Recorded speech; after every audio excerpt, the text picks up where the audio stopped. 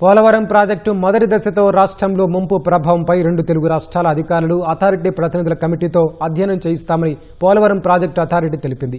పోలవరం మొదటి దశ పనులు 2027 డిసెంబర్ నాటికి పూర్తి చేసి 41.15 మీటర్ల వరకు నీటిని నిల్వ చేస్తామని ఏపీ సర్కార్ చెప్పగా రాష్ట్ర అధికారులు ముంపుపై ఆందోళన వ్యక్తం చేశారు.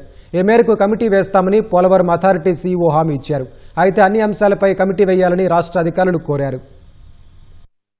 పోలవరం ప్రాజెక్ట్ అథారిటీ హైదరాబాద్లో సమావేశమై పలు అంశాలపై చర్చలు జరిపింది. పీపీఏ సీఈఓ అతుల్ జైన్ అధ్యక్షతన జరిగిన ఈ భేటీకి కేంద్ర జలశక్తి శాఖ, తెలుగు రాష్ట్రాల ఉన్నతాధికారులు, ఇంజనీర్లు హాజరయ్యారు. ఈ భేటీలో పోలవరం పనుల పురోగతి, భూసేకరణ, సహాయ, పునరావాస చర్యలపై చర్చించారు. నిధుల కేటాయింపు, వ్యయం, కార్యాలయ నిర్వహణ తదితర అంశాలు ప్రస్తావనకు వచ్చాయి. పోలవరం ప్రాజెక్ట్ అథారిటీ ఆఫీసును ఏపీకి తరలించడంపై చర్చించినట్టు తెలిసింది. పోలవరం మొదటి దశను 2027 డిసెంబర్ వరకు పూర్తి చేస్తామని ఏపీ అధికారులు చెప్పగా, పోలవరంలో నీరు నిల్వ చేస్తే తెలంగాణలో ముంపు, కిన్నెరసాని, ముర్రేడు వాగు సహా స్థానిక వాగుల్లో డ్రైనేజీ తీవ్రత, దుమ్ముగూడెం దిగువన చేరే ఇతర వాగులపై డ్రైనేజీ ప్రభావం పెరిగి ముంపు తీవ్రత పెరుగుతుందని రాష్ట్రాధికారులు తెలిపారు. కేంద్ర జలసంఘం సాయంతో సంయుక్త సర్వే చేయిస్తామని గతంలో ఇచ్చిన హామీ మేరకు ఎలాంటి పని జరగలేదని వివరించారు. అయితే మొదటి దశలో 41.15 మీటర్ల వరకే నీటిని నిల్వ చేస్తున్నందున ముంపు ప్రభావం ఉండబోదని